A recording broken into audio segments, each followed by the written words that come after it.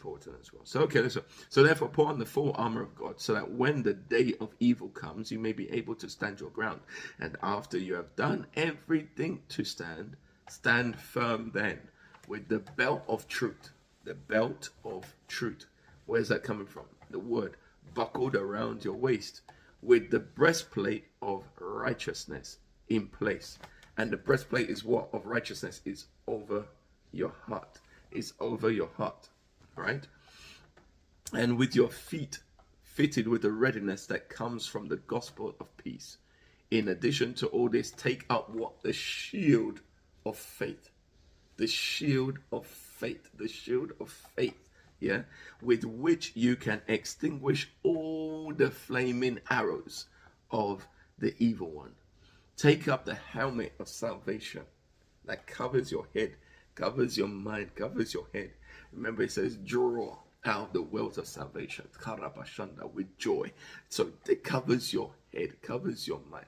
You know, it's when we say mind, we don't talk about the brain. By the way, some people have asked me this question. We've gone into this question, but we won't go too much into it. But listen, we have the mind of Christ.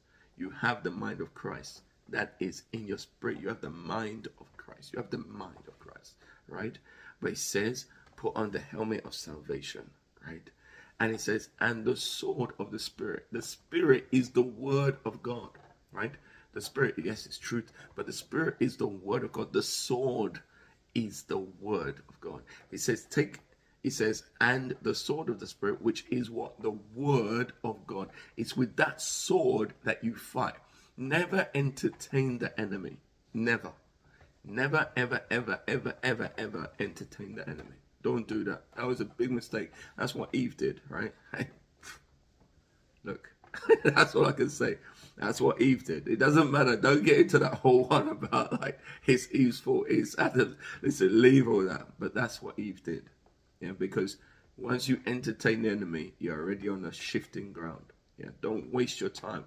Remember what I said, 90% of rat poisoning is nutrition. The enemy will come and he'll give you some juice. And don't entertain that foolishness.